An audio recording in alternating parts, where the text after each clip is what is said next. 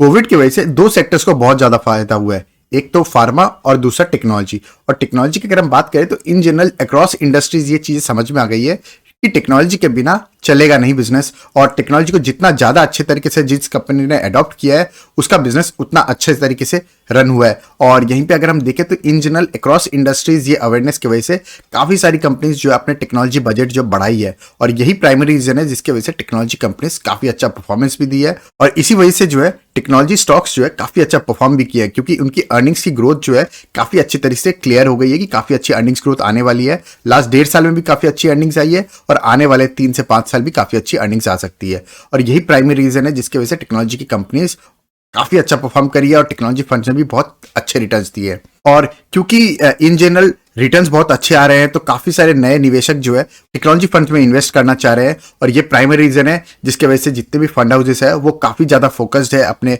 Technology fund की तरफ। और जो कंपनीज के ऑलरेडी एक सेक्टर फंड नहीं है टेक्नोलॉजी सेक्टर में, वो अपने फंड्स भी ला रही है, क्योंकि उनका टारगेट जो होता है उनका टारगेट रिटर्न्स लाने का नहीं होता है। उनका टारगेट होता है ज्यादा से ज्यादा एएम साइज बढ़ाया जाए ताकि उनका ज्यादा से ज्यादा मैनेजमेंट फीस के हिसाब से उनको 1% या 2% जो उनकी चार्जेस है उस हिसाब से ज्यादा उनको रेवेन्यू खुद के फंड के लिए आए।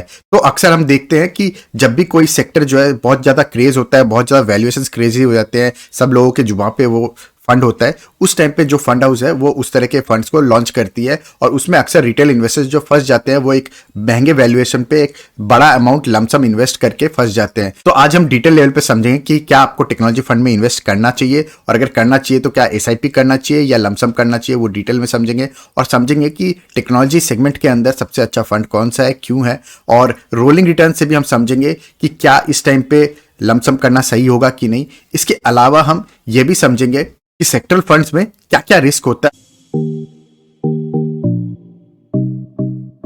सबसे पहले फंड की कुछ डिटेल्स देख लेते हैं। तो 2.8% जो है एसेट एलोकेशन जो वो कैश में है, यानी ये बहुत ज्यादा कैश पोजीशन नहीं लेते। और आप नंबर ऑफ स्टॉक्स देखो मात्र 40 है। और यहाँ पे आप देखोगे इंटरेस्टिंग चीज, तो टॉप 10 स्टॉक्स में होल्डिंग कितनी है 70%, यानी कि ये काफी कॉन्सेंट्रेटेड है। बाकी 30 स्टॉक्स में मात्र 30% है। और वहीं जो मेजर एलोकेशन है वो 70% जो है 10 स्टॉक्स के अंदर ही है। और वहीं अगर हम बात करें टॉप 5 स्टॉक्स का तो ऑलमोस्ट 55% है। तो यानी 5 to 10 स्टॉक्स ऐसे इसने चूज करके बैठे हुए हैं जहां पे इनकी कन्विक्शन भी काफी स्ट्रांग है। और वहीं मैं अगर नेक्स्ट स्लाइड की बात करूं तो आप देखो यहाँ पे इनका एलोकेशन किस तरीके का है। मेजर एलोकेशन इनका लार्ज कैप कंपनीज में है, ऑलमोस्ट 75% जो है लार्ज कैप में है। और इसको हम थोड़ा सा अगर इन्वेस्टिंग स्टाइल के हिसाब से समझे तो ये ग्रोथ इन्वेस्टिंग फॉलो करते हैं। इसका मतलब क्या है कि एक लार्ज कैप कंपनीज में भी जो थोड़ी हाई ग्रोथ वाली कंपनीज है, even though when they are large cap companies, उस तरह की कंपनीज में ये इन्वेस्टिंग फॉलो करते हैं। और यहीं मैं एक और चीज आपको बताऊं तो फंड मैनेजर का डिस्कशन करना चाहूंगा यहाँ पे, क्योंकि वैभव दुशात जो है इन्होंने इस फंड को मई 2020 से मैनेज करना स्टार्ट किया। तो यहाँ पे मेरे को लगता है कि थोड़ा सा ये डाउट आ जाता है कि इतने नए फंड मैनेजर है तो क्या इसे हमें ट्रस्ट करना चाहिए कि नहीं। तो यूजुअली इस तरह के फंड्स जो होते हैं ना, जो लार्ज कैप में ज़्यादा इन्वेस्टमेंट होती है, उनका एज अ फंड हाउस उनका स्ट्रेटेजी ऑलरेडी प्री डिफाइंड होता है, प्रोसेस सेटअप रहता है। तो फंड मैनेजर के हाथ में बहुत ज़्यादा नहीं होता है। उन फंड हाउस ने जो प्रोसेस सेटअप कर दिया, फ्रेमवर्क जो सेटअप कर दिया, उसी के अंदर जो है फंड मैनेजर को अपने कॉल्स लेने होते हैं। तो इसलिए मुझे लगता है कि फंड मैनेजर को आपको बहुत ज़्यादा डाउट नहीं करना चाहिए यहाँ पे, क्योंकि ये ऑलरेडी एक एस्टैब्लिश फ्रेमवर्क के अंदर ही फंड मैनेजर को काम करना होता है।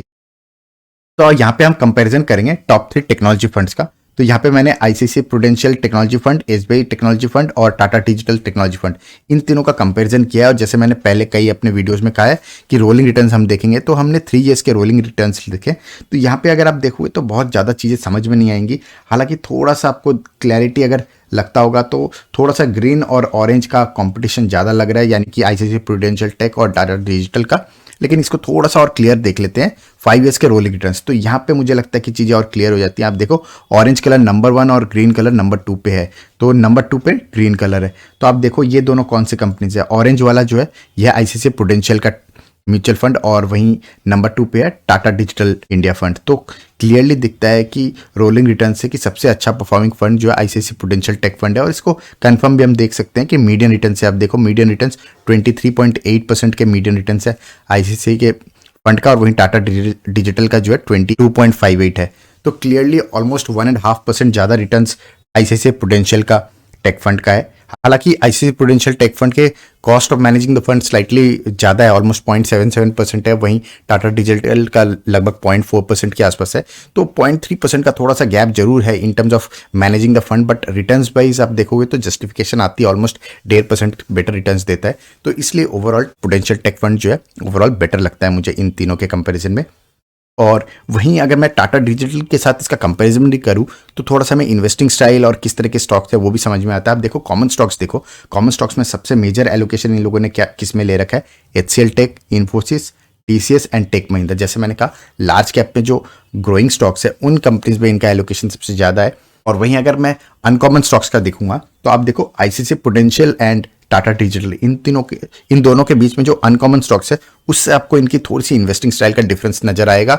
आप देखो यहाँ पे कि major allocation ICC prudential tech fund ने किसमें ले रखा है, यूएस की कंपनीज में। आप देखो एक्सेंचर हुआ, एफएसएन हुआ, Facebook, Freshworks, Quess, SAP, Salesforce, TeamLease, Workday. तो इस तरह की कंपनीज में एलोकेशन है। हालांकि टाटा डिजिटल की बात करें हम तो इन लोगों ने भी अल्फाबेट यानी Google, Amazon, global x, cyber security, इस तरह की कंपनीज में एलोकेशन लिया है, बट इनका जो एलोकेशन है आप देखो ऑलमोस्ट 2.5% के आसपास है। और वहीं अगर मैं आईसीसी प्रूडेंशियल टेक फंड की बात करूँ तो ऑलमोस्ट 6.5% के आसपास है। तो ऑलमोस्ट 4% ज़्यादा एलोकेशन जो है ये आईसीसी प्रूडेंशियल टेक फंड ने ज़्यादा एलोकेशन ले रखा है ग्लोबल फंड्स, ग्लोबल कंपनीज के अंदर। तो इस तरीके से आपको समझ में आता है कि किस तरीके की इनकी इन्वेस्टिंग स्टाइल का डिफरेंस है। और क्योंकि यूएस की टेक कंपनीज ने काफ़ी ज़्यादा अच्छा रनअप दिया है लास्ट 5 to 6 ईयर्स, इसलिए जो है आपको ज़्यादा बेटर रिटर्न्स आपको आईसीसी प्रूडेंशियल टेक फंड में नजर आएगा। अब आ जाते हैं अगले स्लाइड पे, जो मुझे लगता है काफ़ी इंपॉर्टेंट है, वो आपके क्लैरिटी और ला देगी कि क्या आपको लमसम इन्वेस्टमेंट करना चाहिए या एसआईपी करना चाहिए या इन्वेस्ट करना चाहिए या नहीं। इसका मुझे लगता है कि सबसे अच्छा जस्टिफिकेशन होता है रोलिंग रिटर्न्स देखने का। आप देखो 5 ईयर्स के रोलिंग रिटर्न्स अगर हम आईसीसी प्रूडेंशियल टेक फंड के देखें यहाँ पे तो 2001 से ये डेटा हमने लिया है, 2001 में ये लॉन्च हुआ था फंड। तो आप देखोगे कि मीडियन रिटर्न्स मात्र 17% के आसपास है। मात्र इन द सेंस कि जिस तरीके के रिटर्न्स इसने लास्ट 1.5 ईयर में दिया उसको देख के आपको थोड़ा सा मिसकंसेप्शन आ सकता है, लेकिन यहाँ पे इसके मीडियन रिटर्न्स ऑलमोस्ट 17% के आसपास है। और सबसे इंटरेस्टिंग चीज आप देखो इसके रिटर्न्स किस तरीके से हॉवर किए हैं। अगर आप 5 ईयर्स के सीएजीआर रिटर्न्स देखते हो रोलिंग रिटर्न्स में तो 0 to 40% इस रेंज में आपको सीएजीआर रिटर्न्स दिखने चाहिए। और मैक्सिमम जो रिटर्न्स है वो 40% के आसपास है। लेकिन एक और आप देखो 2009 to 14 वाला जो है वहाँ पे भी 40%, that is on the higher side. वहाँ पे जाके एक करेक्शन सा आने लगता है और अभी हम जिस फेज में वहाँ पे देखो ऑलमोस्ट 40% पे ये रीच करने लगा है। तो इसलिए मैं कहता हूँ कि इस सिचुएशन में आपको आईसीसी प्रूडेंशियल टेक फंड या कोई भी टेक फंड में लमसम इन्वेस्टमेंट नहीं करना चाहिए। आपको मैक्स टू मैक्स एक एसआईपी फॉर्म में इन्वेस्ट करना चाहिए, क्योंकि जिस वैल्यूएशन पे टेक कंपनीज स्टैंड कर रही है वहाँ पे ऑलरेडी जितनी आने वाले टाइम की ग्रोथ है वो काफ़ी हद तक कैप्चर्ड है। तो यहाँ पे ग्रोथ जरूर आएगी लेकिन वो ग्रोथ को ऑलरेडी कंसीडर करके उसको ऑलरेडी वैल्यूएशन मिल चुका है। तो इसलिए आपको बहुत अच्छे रिटर्न्स अगर आप लमसम इन्वेस्टमेंट करोगे तो अगले 5 साल के लिए नहीं आने वाले हैं और थोड़े से कम रिटर्न्स आएंगे। इसलिए आपको एसआईपी के फॉर्म में इन्वेस्ट करना ज़्यादा सूटेबल रहता है। और ये रोलिंग रिटर्न्स आपको क्लियरली पता भी चलता है कि 40% के आसपास तो इनके सबसे ऊंचे लेवल पर रिटर्न्स होते हैं और वो ऑलरेडी यहाँ पे दिख रहे हैं। तो यहाँ से चीज़ें थोड़ी सी चांसेस ये हैं कि आने वाले टाइम में ये जो फेज़ है ये इस तरीके से आ सकता है या इस तरीके से होके आ सकता है। अब थोड़ा सा समझ लेते हैं कि सेक्टरल फंड्स को रिस्की क्यों बोला जाता है। एग्जांपल के तौर पे मैं दिखाऊं आपको तो टेक के लास्ट 20 ईयर्स की डेटा हम देखें तो इसमें काफ़ी सारे कंसोलिडेशन हुए। इस तरीके के कंसोलिडेशन है आप देखो तो इस तरीके के 3 साल 2 साल 4 साल इस तरीके के फेज होते हैं जहाँ पे 0 रिटर्न्स या ऑलमोस्ट 0% के आसपास के रिटर्न्स होते हैं। और इस तरीके के जो कंसोलिडेशन फेज होते हैं वहाँ पे एक इन्वेस्टर जो है काफ़ी उसके लिए पेनफुल भी होता है और काफ़ी फ्रस्ट्रेशन भी आ सकती है। और ये सिर्फ टेक्नोलॉजी फंड के बात नहीं कर रहा हूँ मैं, अगर मैं आपको बाकी एग्जांपल के तौर पे आपको और 2 सेक्टर्स दिखाता हूँ, चाहे वो हेल्थ केयर हो। हेल्थ केयर का 2005 से डेटा है, आप देखो किस तरीके के कंसोलिडेशन होते हैं। आप देखो 2015 से लेकर 2020 तक इसने एक लंबा कंसोलिडेशन दिया है। और वहीं अगर मैं 2010 to 13 की अभी बात करूँ तो एक लंबा कंसोलिडेशन हुआ था। और 2006 से लेकर 2008 के आसपास ये भी एक मेजर कंसोलिडेशन फेज था।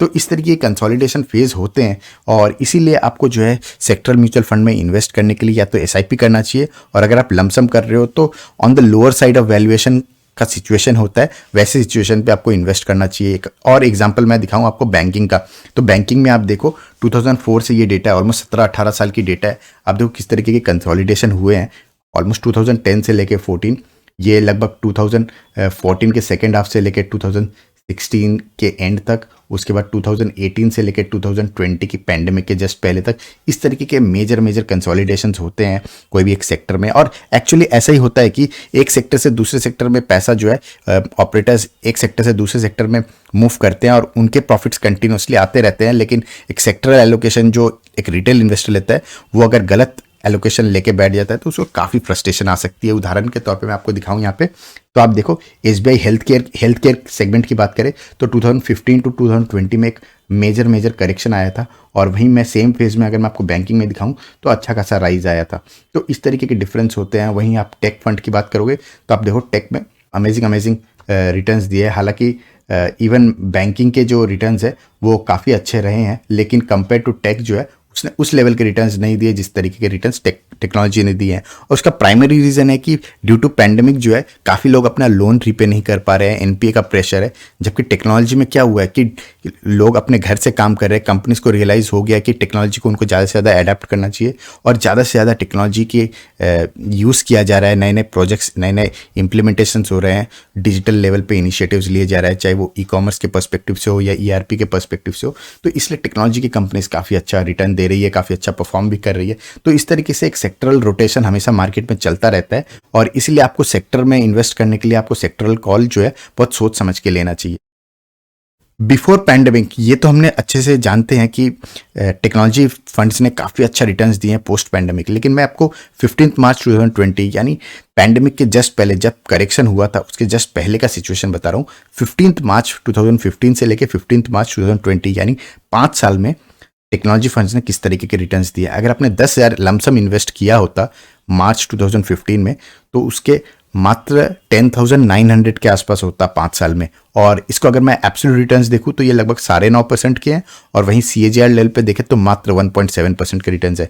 तो इस तरीके के पुअर रिटर्न्स दिए थे टेक्नोलॉजी फंड्स ने इन 5 ईयर्स। और इसीलिए ये जो सेक्टरल फंड्स होते हैं उसमें एक बहुत ही पेशेंस का गेम होता है, और इसका रीज़न भी है कि 2015 के पहले जो है टेक्नोलॉजी फंड्स ने बहुत अच्छे रिटर्न्स दिए थे, और इसीलिए इस लेवल के कंसोलिडेशन हुए। ऑलमोस्ट 5 साल का मेजर कंसोलिडेशन हुआ है। और इसलिए मैं कहता हूँ कि कोई भी सेक्टरल फंड्स को आप निवेश कर रहे हो तो ये मान के चलिए कि या तो आप वैल्यूएशंस में, बहुत सस्ते वैल्यूएशंस में उसमें इन्वेस्ट करें, या फिर आप मार्केट को करेक्ट होने की वेट करें।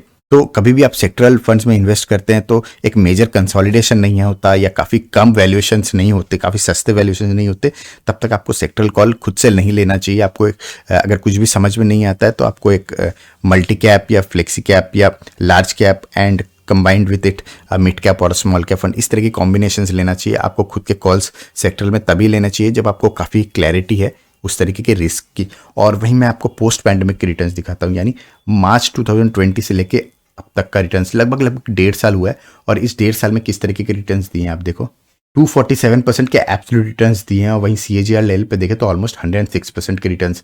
आप देखो कहाँ 5 साल में इसने मात्र 9.4% के रिटर्न दिए हैं, और 1.5 साल के अंदर 247। तो मार्केट जो है इस तरीके से चलता है, एक मेजर कंसोलिडेशन होता है, एक लंबा फेज ऑफ कंसोलिडेशन होता है कोई भी सेक्टर में, और उसके बाद अचानक से 1 साल या 1.5 साल मार्केट में एब्सोल्युटली अमेजिंग रिटर्न्स दे देते हैं। और इसीलिए हम कहते हैं कि timing in the market is not that important, time in the market is more important. क्योंकि टाइमिंग आपको पता नहीं होता किस टाइम पे पैंडेमिक आएगा, ये किसी को पता नहीं था, और अचानक से पैंडेमिक आया और उस टाइम पे ऐसा लग रहा था कि मार्केट एकदम से क्रैश हो जाएगा और दुनिया एग्जिस्ट करेगी कि नहीं। और एकदम से जब पैंडेमिक की इम्पैक्ट जो धीरे धीरे लोगों को समझ में आने लगा कि ये इतना खतरनाक नहीं है, तो आप देखो, और टेक्नोलॉजी का एडॉप्शन इतना अच्छे तरीके से हो रहा है, तो टेक्नोलॉजी फंड्स ने अमेजिंग रिटर्न्स दिए। तो इस तरीके से जो है आपको time in the market important हो जाता है। हम आपको हमेशा इन्वेस्टेड रहना चाहिए मार्केट में। तो अगर आपको हमारा कंटेंट पसंद आता है तो एटलीस्ट उन दोस्तों के साथ जरूर शेयर कीजिएगा जो स्टॉक मार्केट में या म्यूचुअल फंड में इन्वेस्ट करने का इंटरेस्ट रखते हैं, ताकि उनको भी अच्छा से अच्छा कंटेंट मिले और हमें भी मोटिवेशन मिले